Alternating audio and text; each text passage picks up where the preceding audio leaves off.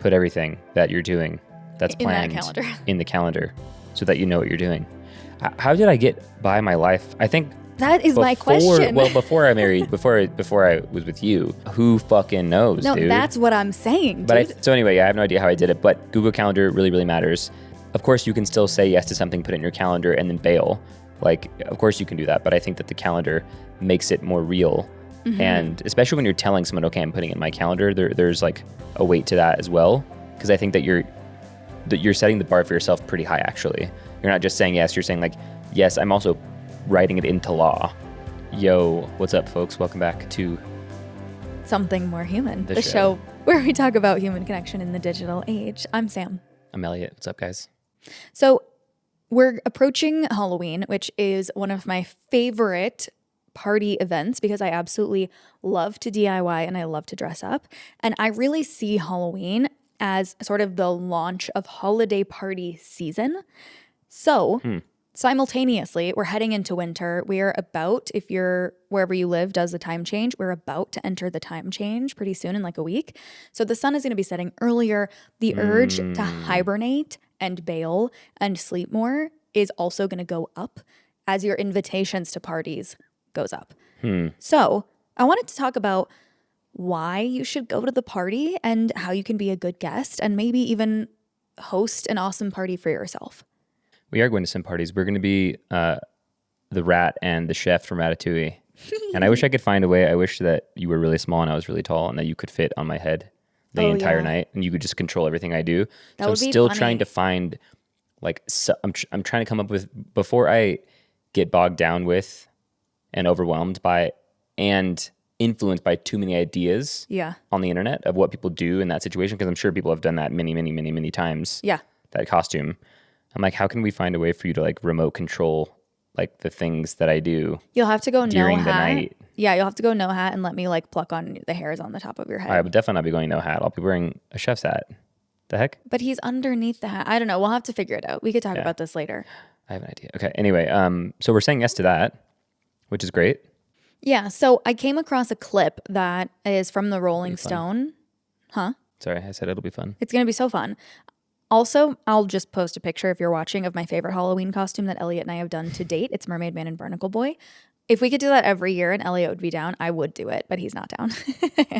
So anyway, I came across this clip of, is her last name Dacus? Lucy Dacus? Dacus? I think that's how you pronounce it. One of those.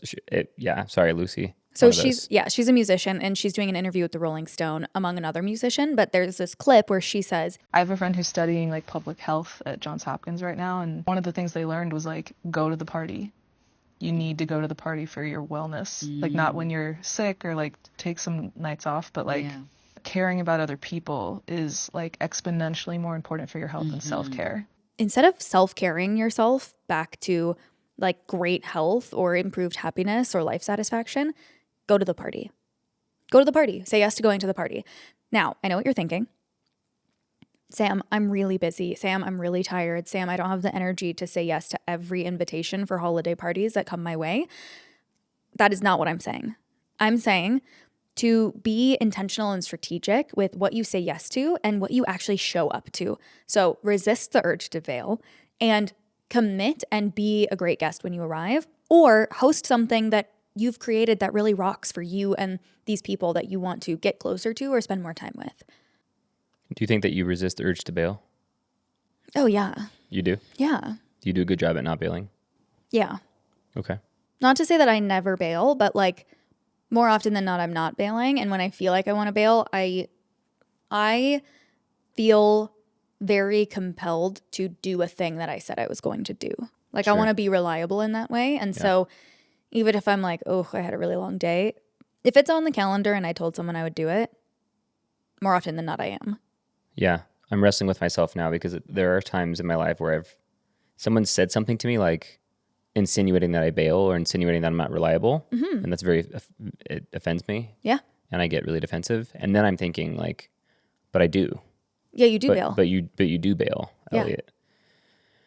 So I'm like, am I a reliable friend? I guess it depends on the person. And that really upsets me. And I wish I knew why I was like that. And I think of all the things that I and the listener and whoever else seems to bail more than they should there's always like an excuse that you have. Like it seems right for you. It Yeah. seems like it's never like, oh, I'm just bailing because I, don't want to hang out with this person. Maybe that actually is true sometimes, but not usually. It's still an excuse at the end of the day, unless there's some sort of emergency. Oh, yeah, I'm just thinking about that. I have 2 strategies for you. I don't want to be known as a bailer, Yeah. Mm-hmm. And I also, as I get older, I do just simply realize like I really, really enjoy my alone time. Mm-hmm. Do you know Joe Flacco? He's quarterback on the Cincinnati Bengals, but he's rotated on to so many teams. Just this year, he was with Cleveland, and now he's with Cincinnati. But he's been on, I don't know, probably a dozen NFL teams. And he was saying about, I think the media was asking him a question, and I think his response was, when I was younger, I used to see a guy by himself at the bar and feel really bad for him, and I used to feel that way too. And he's like, but now being that guy, he's like, that's heaven. Like I love going to the bar Alone. being by myself. Yeah. And I feel the same way. Mm-hmm. And I'm wondering, it must be a muscle that you can flex. I know that I know that you're about to get there. I'm just trying to be open and honest with myself and the audience about being a bailer. Yeah. And I'm just wondering, what does me getting older have to do with me wanting to seclude myself and me being okay with that? Where half the time on the show, I've talked about wanting a community, which is kind of the reason why we even started the show to begin with. And now I'm like, I have those friends and I have people in my life, but more often than not, I choose to be on my own. And that's kind of scary. Yeah. Okay. I think that if you are falling in this same camp as Elliot, where you're like, I actually do my battery for alone time is a little bit bigger than my battery for social time. I think that's totally fine. And people are like that. And people do need alone time to recharge. But there's an intentionality to the social side of that battery. I think for you, it could be very easy to just only focus on spending alone time. And then you find yourself in this rut where you're feeling like a little bit dissatisfied or a little bit like ennui about life and you don't know why. And it's because your social battery is not full. So my 2 strategies are, 1, be intentional when you say yes. You sometimes get really excited in the moment and you're like, yes, I'll be there. No problem. I'll be there. You don't look at the calendar and you don't like consider how that falls in your schedule or like how you might be feeling. And so you commit too early. Well, it's funny because I don't want to let them down in the moment, but it ends up being worse because I let them down Later on. when it really matters, which is like being at the thing that you said yes to just now. Yeah. So I would resist the urge to, in the moment, be like, yes, absolutely, I'm there, count me in, and take the time to look at your calendar to reflect and just tell someone, yeah, dude, I'll look at the calendar and get back to you. I'd love to go. Let me look at the calendar and get back to you. Or like, hey, text me that date. Let me look at the calendar and get back to you. That's totally reasonable, and that does not let them down in the moment, especially if you express that urge and desire to go. Yeah, say louder. It's my own perspective, but when someone invites, like this is happening a lot at work, where like we're trying to like casually hang out, and it hasn't really worked out very often, which is fair. There's like 6 of us, 7 of us. Like it's hard to get that many people together, right? Yeah. Everyone has different schedules. Everyone's at different phases of their life. But when that happens, when someone asks a group of people to hang out, and everyone's like that right there is so awkward for me, and also very defeating. And I would hate to be the person asking all these people to hang out, and everyone's like, yeah, like I'll let you know. Like that feels really shitty. And so for me to avoid that, I am usually the one that does what you're saying, which is like prematurely say yes. Like, oh, that sounds great. Like I love you, and you're inviting me to this thing. Like no matter what, I'm going to go. And then sometimes I don't because I bail. I think But you're right. It's just you have to be okay with saying, yeah, let me like look at my calendar and I'll let you know. There's nothing wrong with that. But for some reason, to me, it's like a problem to say that. I think there's a difference between, yeah, I don't know, I'll let you know, and like, oh my gosh, I would love to. Let me look at my calendar and get back to you. Yeah. There's a totally different energy to that. And also, I think there are times in the moment where you can say, let's do this right now. Let's both pull out our calendars, look at them, find a time, and schedule it right now. That you can also do in the moment. But there's another step outside of, oh yeah, dude, count me in, where you're taking the time to be intentional about making sure that you're available, looking at the calendar. Yeah. You know what I mean? So I think step 1 is just be intentional about the yes and don't jump the gun. Yeah. Strategy 2 is if you want a village, be a villager. So if you are thinking about whether or not you want to go to this thing or whether or not you should like do someone a favor even, what would you hope that they do if the roles were reversed? This often comes up for me when I think about driving people to the airport because I'm like, oh, the Denver airport's pretty far. From where we live, sure. It's pretty far from where we live. There's traffic. It's not like ultra convenient. So it would be very easy to be like, oh yeah, man, like just catch an Uber or catch the train. And when I go visit a friend, it means a lot to me when they take the time to pick me up or to drop me off from the airport. So I'm always willing to do it. Even though it's not convenient and it kind of sucks, it means a lot to me when someone does it for me. Are we always willing to do it though? Haven't we been like, yeah, we'll take you to Union Station and you can take the train to the airport instead of taking them to the airport or picking them up from the airport? Yeah, no. Now we're like, we'll pick you up from the train station. We make the offer to drive to the train, and we also make the offer to drive to the airport. You're right. That's true. And then obviously they're like, oh no, I'm happy to take the train. Yes. To not inconvenience you, but Yeah. okay. Fair enough. I think there is a tension point between spending time alone and saying yes to everything. Like those are kind of the two ends of the spectrum. So my encouragement to you is to say yes to just one more thing than you normally would. So take care of yourself. Don't say yes to every single invitation you get this holiday season and like burn out on being social. And push yourself just a little bit. So in 2025, the World Happiness Report found that there is a small uptick in life satisfaction around the world with every additional lunch or dinner shared with other people. So it can even be small. Spending time with other people can even be small. And it doesn't have to be holiday season. It can be your everyday season, your everyday life. Data backs up these very, very small differences.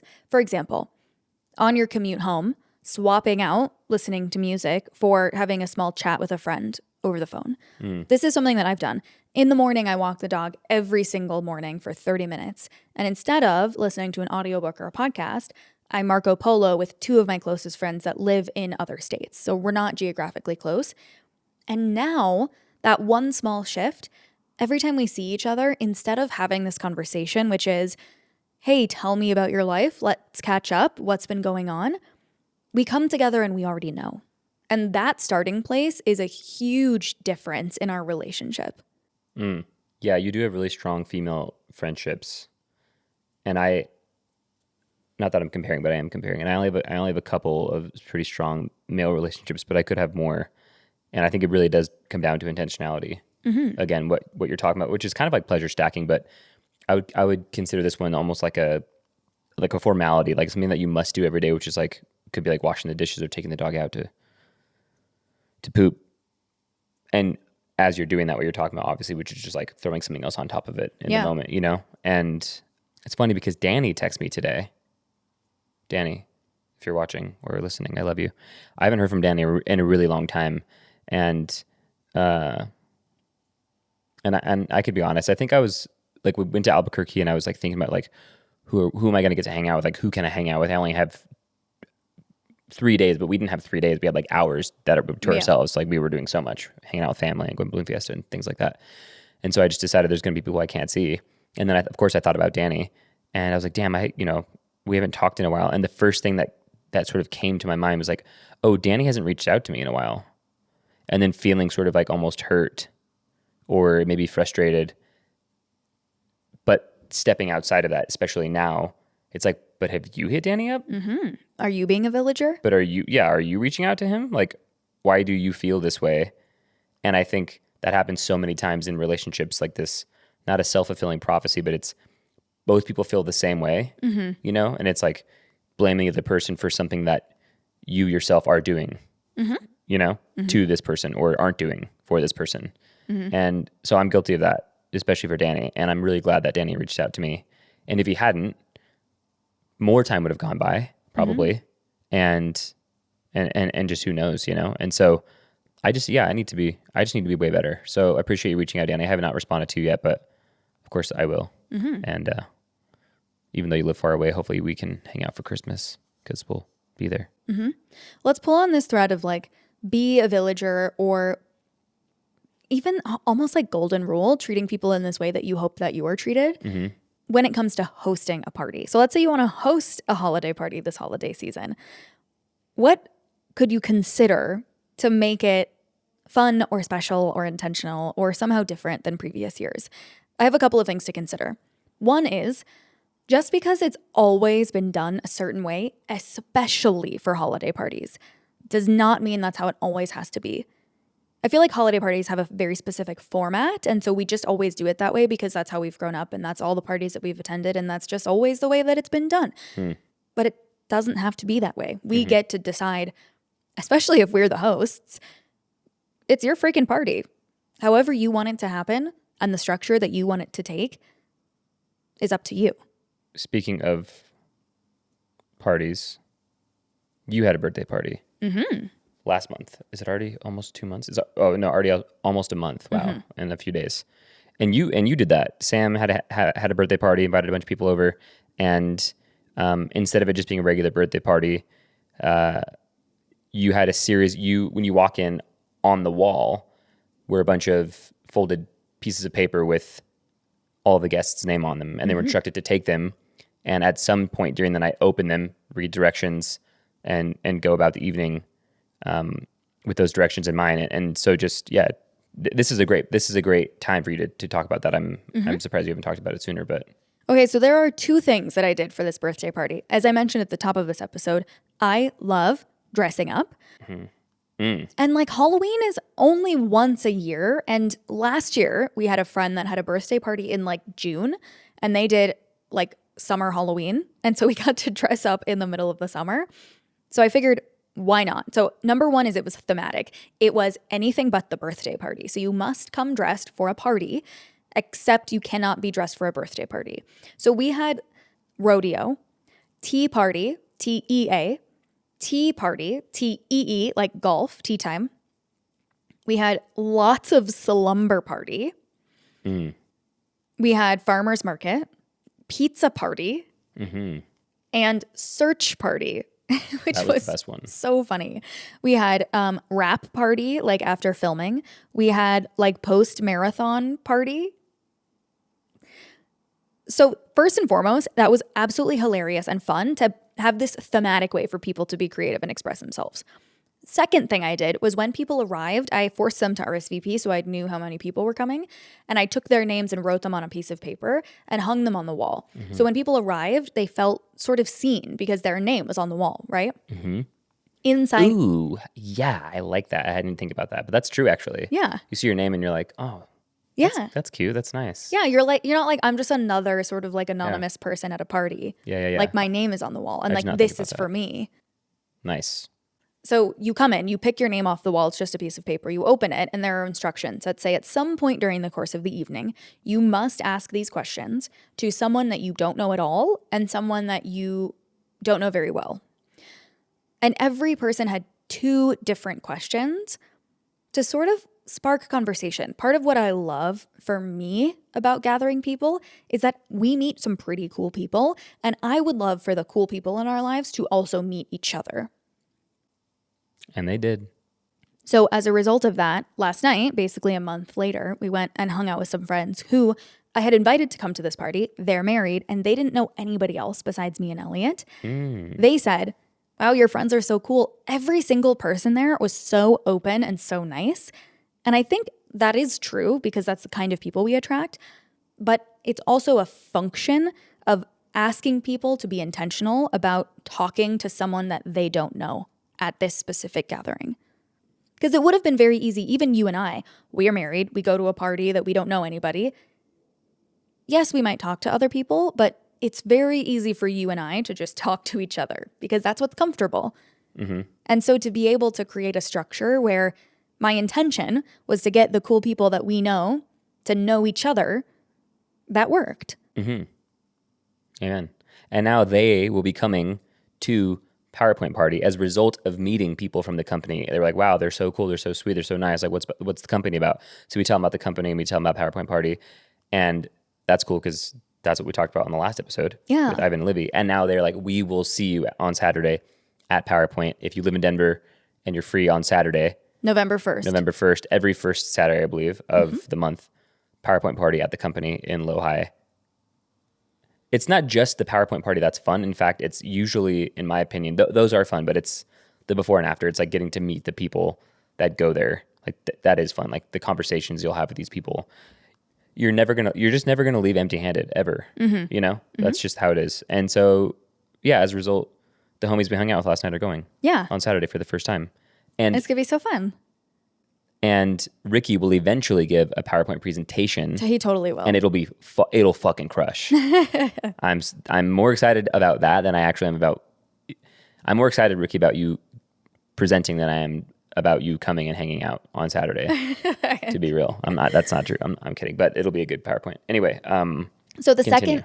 second consideration when you're hosting a party is to create some kind of gathering. It doesn't even have to be a party that you want to go to. Right? So the same concept. If you want a village, be a villager. If you want a party, make a party that you would want to attend. Outside of the limits of party, this could be form a kickball league, form a bowling league. If you want to have a holiday party, I'm thinking of Christmas, I'm thinking of White Elephant. Instead of exchanging specific gifts, maybe there's a specific prompt. Bring something that made you smile this year. And then that's what we exchange. Or it's not physical at all. Bring a question. And that's how we exchange it. So last year, you and I hosted Friendsgiving, and we gave people very specific prompts. So the function was eat, but also to talk. So part one was potluck style. Everyone got to bring something. That was sweet because we got to see ways that people bring things that maybe we would have never eaten or that reminded them of the way that they grew up, right? Like we ate a dessert we've never had. And then we also instructed people to come with a question. So they had time ahead to think about what question they would bring. So the way that we did this is we requested that people bring a food and bring a question. So after we ate, in this process of eating, we're gathered around the table. Instead of just sort of milling about with the conversation to our own devices, we popcorned questions. So the instructions were, we'll start with, whoever's older or whatever. You ask your question to a specific person. That specific person answers it, and then they ask their question to another different specific person so that everyone had an opportunity to be called out, to be asked a specific question, and to have the group listen to their answer.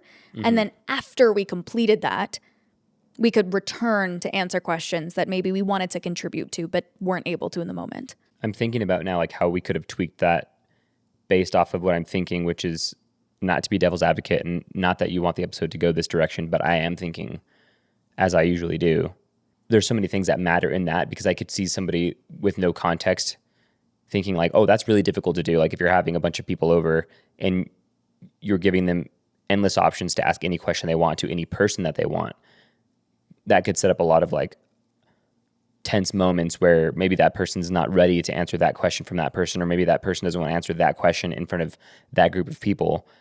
And I think that it was probably more doable for Thanksgiving because we all knew each other pretty well and we're getting to know each other. But I'm just wondering if you have a response to that, like an audience member saying like, I don't really know what to do. And that seems like a decent idea, but it seems like there's like too much freedom there and maybe too much pressure for someone. Like now I'm afraid they're not going to come at all because now I'm telling them, in addition to you coming to this party, like you need to write this question down and you're going to be responsible for asking it. Okay. I guess what I'm saying is you would suggest that, like you would not suggest to the audience, like spur of the moment when they come, then talk about the question, right? Well, that'd be difficult for them to come up with on the spot anyway. Yeah. I think that the benefit of giving them forewarning that this is going to happen is twofold. One is that you give people time to prepare said question because some people are like, I'm not that quick on my feet. Like I need time to think. I need time to look at potential questions. I need time to gather inspiration. And two, if that person, which you just gave the example, is like, oh, actually, I don't want to come because I don't want to be a part of that, that's great because they actually aren't a good fit for the structure of this gathering. And as a result, the people that came knew that we were going to be asking questions, had a question prepared, and as a result, were open to answering the question that they were asked. Right. Great is an interesting word because, and again, I'm thinking from the audience perspective here, you might be right and like, great, okay, that person's not meant for this type of scenario. But if you're the one creating it and you invite them because you want people to connect and they don't, and a lot of people don't show up because they don't want to be that kind of vulnerable, that could be like a pretty unfortunately sad situation too, to realize that many of your friends aren't capable of going that deep, right? I think this is where you and I diverge in a lot of the way that we see relationships is maybe you have more people pleasing in you than you realize, and you want to be able to give your time and energy to everyone, and you want to be able to cultivate every single relationship that you start. And that is just fundamentally not possible. And so this is a little bit of like culling. And that doesn't mean that you are not friends as a result of them not coming to this one gathering. Maybe not in that way. But it means that as a result of them not coming, because you've given them forewarning about the structure of this event, you're actually able to have a more rich moment with the people who do show up. Sure. Okay. Fair enough. The third and final consideration for hosting a party comes straight from Priya Parker, who, if you have not read The Art of Gathering, highly recommend it. She says, chase your curiosity and invite others along. So here's an example. This can be any kind of party. Tenley, this is someone who I think reads her newsletter, saw a tomato tart recipe she couldn't stop thinking about. Instead of just saving it for later, she used the force of gathering to explore that tart. She sent out a playful illustrated invite and hosted a weekend dinner party. Dress code, tomato, which I love. So now this is twofold. We have the theme and dress code of tomato, and then we have the function of the party, which is make the tart. She set the table for her with her favorite china and candlesticks, not out of obligation, but because she wanted to. She hand-painted tomato-themed place cards. Her friends arrived in red outfits and, between bites of tart, answered the night's central question: what made you feel most like a tomato this week? The answers ranged from calm and content to joyful and about to burst to totally embarrassed. It was quirky, tender, and full of delight. Tenley had the idea and gathered within a week. Don't overcomplicate it. So, like, this is really funny. That's dope. I love that. Because this is stumbling upon a recipe, deciding to have a party around it, finding something that you're curious about, and just creating something fun out of it. Like, don't overcomplicate it. Just invite people over. Yeah. And having structure really brings it to life. Yeah. I'm trying to think of what's so powerful about that. And when I think about it, like, simply what it is, it's like giving people an opportunity to, like, just show who they are by the way that they interpret what that question even means. Like, I was thinking about how would I answer that? Like, what made me feel like most like a tomato? And the first thing I thought was an embarrassing moment that, like, made me red. Oh, but okay. Obviously you probably had something different in your brain. And so other people would have things different in their brain. And then you get to see a little bit about them that you never would have otherwise. And, like, that's the cool part. Yeah. You know what I mean? It's also, like, that's extremely novel. And what's cool about it is it's so simple. Like, It is I would simple. never have asked you that question ever. Right. Exactly. I wonder if she smokes weed. How did she go from seeing a tart to recipe. I don't know. You know, that's remarkable. I don't know. So let's say now you're like, that all sounds great, Sam and Elliot, but I don't want to host a party. I just want to go to the party. I just want to say yes and arrive. Here's a couple of ideas that I have for when you're a guest at a party, how to make it really meaningful. Because the whole point is say yes, go to the party. Then what? You're at the party, then what? When you're invited to a party, I recommend that you arrive with a question in your back pocket. This is very similar. This is coming off the heels of what we just talked about with our Thanksgiving, Friendsgiving. Come prepared with a question to ask the host and or ask someone that you stumble into conversation with. Nice. Something that I love about Livy, who you all met in the last episode, is she has a set of birthday questions that she comes to every birthday party and asks the birthday boy or the birthday girl these questions. They're the same questions for every single person, every single year, every single birthday party. But they're really meaningful and they're thought-provoking, and they help you as the birthday boy or birthday girl reflect on your year. So she asks, what was something remarkable that happened in the last 12 months, so the last trip around the sun, and what is something that you hope to happen in the next 12 months? That's very simple, but she asks everybody, and it's a great way to reflect and a great way to forecast and a great way to learn about that person. So it doesn't have to be earth-shattering philosophical question. Rock on, man. Do you want to hit me with like a goofy question? A goofy question? If you had to go to a party tomorrow Yeah. with a question prepared I realize I don't have one like you do. Sam's is, of the 7 deadly sins, which are you and why? oh yeah. But the other one you've been asking more is the 5 fingers. Like if you could have 5 liquids come out of your fingers, like what would they be? Yeah. Each finger is a spout. They dispense liquids. They're not changeable. What are you selecting? Yeah. I don't know. I have to think about it. What do you think I would ask? Amanda said, if you were a kitchen utensil, what would you be and why? You're very like deep thought, so it's hard for me to project what that might be. I would have to think for a long time. Something very... Test people's World War II knowledge. What happened on June 6th, 1944? That's not learning about someone. My question is low stakes. If they don't know it, they'll say, why? Then I'll get to tell them a little bit about myself. If they say yes, then they'll get to tell me a little bit about themselves and how they know, why they know that. Why do they know that? I know that because my parents took me to see Saving Private Ryan when I was 7. I have no idea why. And I was absolutely obsessed with that movie and with war from that moment on and still now. And so that's a story that I can tell about my life. And someone else may also have that same experience, or who knows, whatever experience they have for why they know this important date in history. Okay. When I was younger, I used to think that for some reason when I died, that God would let me do whatever the fuck I wanted in heaven. And he would just be like, oh yeah, I'll give you a tour of the universe and the history, man. So like, you want to go back to June 6, 1944 and just like be a... Sorry, is this D-Day? Yeah. Okay. And just like look at the absolute carnage happening. Like for some reason, my brain was like, that's going to happen. I want to see that. Like, I think God will let me see that. But I'm like, why would a 10-year-old want to see a bunch of men literally being torn apart for hours? You know? Anyway. So at your next party, definitely ask that. Okay. I will. Okay. This is in a similar vein. The second thing that you can do as a guest is invite someone to share a story versus an opinion. So prompt someone with telling you a story about something versus an opinion, because opinions are like buttholes. We all have them. We all like use them, and we all like don't need to show each other them all of the time. Yeah. Right? So opinions are dime a dozen and they're out there everywhere, but listening to a story from someone is a great way to hear a rich perspective that you may not have ever considered or thought about or heard about. Yeah.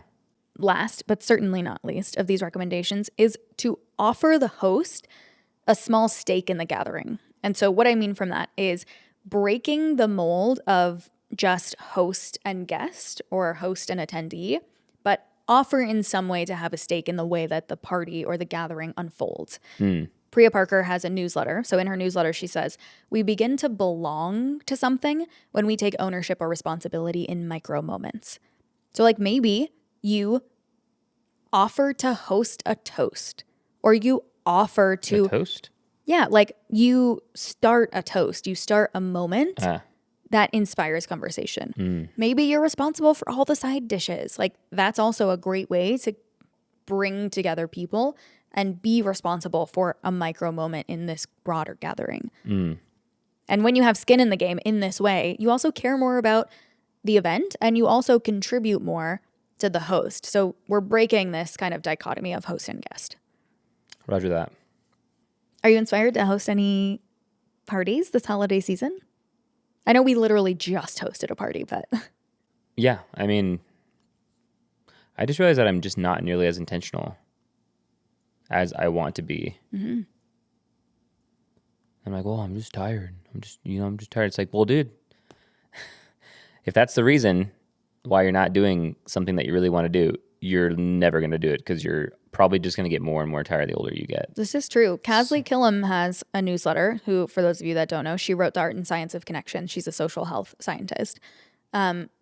She basically said, I think it's in a keynote, if that's your excuse day after day, week after week, year over year, and so you're not doing these things and you're not being intentional, like what are we really living for? Like, is there a way to reorganize your priorities so that you are filling this cup, even if they're small things? Like, again, calling your friend on the way home from work. Right.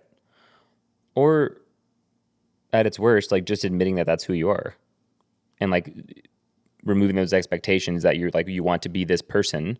No, I'm saying like if you're going to always be complaining about something that it is that you're responsible for doing or not doing, like maybe you're not who you think you are. And maybe you shouldn't be so upset with yourself about not doing things because you're tired, and accepting the fact that you won't be as intentional as you've thought you would be after all of these years. Like you don't feel that way, but I'm like, I think it would just be better for you to stop essentially suffering. Like, okay, I made the decision. Like I can accept my fate. I've made my bed. Now I'm lying in it. Now let's move on, dude. Like let's move on from this like suffering that you're putting yourself through over and over and over again. I know that that's like the defeatist mindset, but I'm saying if it's still going to continue to be a reason, like for me, it's like, oh, well, I'm tired. Like, okay, well, are you going to say that in a month from now? Like I very well might. Yeah. But in a month from now, if I still feel the same way that I do now, it's like, well, dude, okay, we all get it. You get it. You've told yourself you want to be this kind of person, but you're not that person because you're tired. Okay, let's just accept that. And for now in this season of your life, you cannot be the person that you really want to be in that way. And you need to make peace with that and put it to rest for at least for now. I see what you're saying. I have two thoughts. One is, I think at large, I disagree with you because it's sort of sounding like you're saying just accept that you're always going to be tired and you're never going to have time for friends and that you're never going to be satisfied in life and like just fucking that's life. I don't agree with that. Not quite, but okay. On the other hand, I think what you're getting at is there are different seasons in life, and so your hopes and expectations and the bar that you hold for yourself must also adapt in those seasons.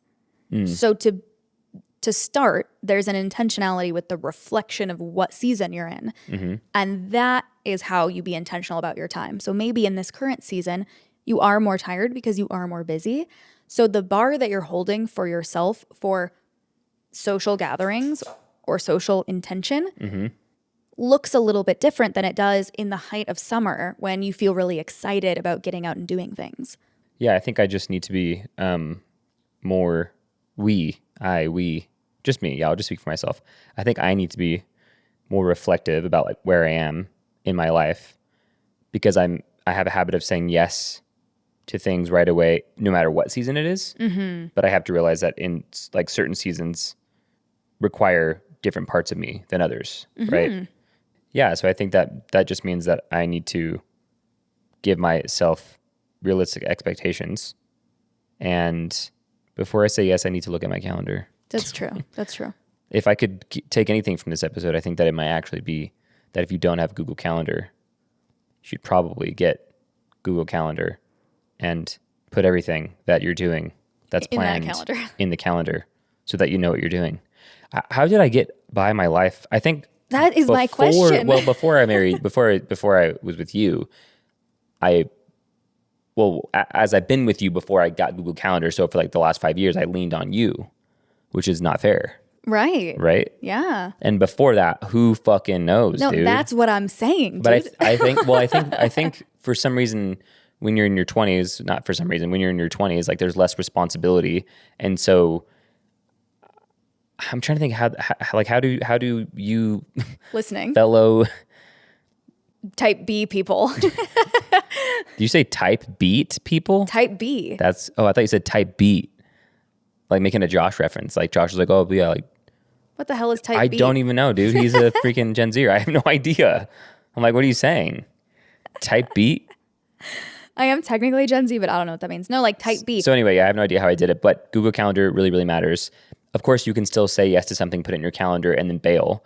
Like, of course you can do that, but I think that the calendar makes it more real. Mm-hmm. And especially when you're telling someone, okay, I'm putting it in my calendar, there's like a weight to that as well. Because I think that you're setting the bar for yourself pretty high, actually. You're not just saying yes, you're saying like, yes, I'm also writing it into law. Yeah. Into this thing that I put everything on. And so for you to say no after that, to me, that would stick with me. I would remember that. I see. Because I'm overly observant and critical, right? Yeah. So it also gives you an opportunity to prepare. Like if you're someone that it's hard for you to hang out like on a whim, you can look at your calendar for the week and say, okay, it's Monday. On Wednesday, I'm getting drinks with the girls, or I'm heading to book club, or we have the whatever. And you can start preparing that you know that that's coming up. Yeah. And I think the other thing, good job on Sam did this whole episode. I didn't do anything. Sam wrote and scripted like prompts that you wrote the script for this episode. So the questions that you wanted to ask or topics you wanted to get into, and I didn't do anything. I'm just sitting here. And I won't do anything after this episode either. Sam will edit it and put it out. So if you want to buy me a coffee. And that's true, but I don't feel guilty because I am working my ass off too. You are. And you're just good at that. That is your zone. Not the writing part. I do that sometimes. Actually, usually you're scripting episodes. But you're just always on the computer and editing other podcasts and doing your own thing. So you're really good at that. I'm proud of you. Anyway, I was trying to say, before I distracted myself, that this episode was reminding me simply like I want to be more intentional like with our time together. Yeah. And for the month ahead, like the really cool thing that some of friends in our lives do is they reflect on, like you were talking about, they reflect on a week, they reflect on a month. And we don't really do that. And in addition to that, like setting a goal for the month, something that we can work towards and be happy. I think the problem that I have in life is that like I want all these things and then I actually do them and then I realize like, oh, I wasn't even happy after I did it. I'm just still like not satisfied with myself. I'm still like really hard on myself. So if I tell myself now in a month, if this thing gets done, I'll be happy. I have to trust that when I said that I meant it. And so when it happens, no matter how I feel in the moment, I can just accept that I did it and I can celebrate, force myself to be happy in the moment and practice doing that. Yeah. So I think it's also celebration, like not just being like, oh yeah, well, I accomplished that thing, on to the next. Totally. So all that to say, this episode inspired me to, that's the thing that we need to do like this tonight, after this is recorded. It's Marriage party. Well, yeah. And sit down and talk about November. Like who do we want to spend time hanging out with? There's so many of you that we want to spend time hanging out with. And you're right. Like we don't have the time. Like there's only so many people that we can hang out with.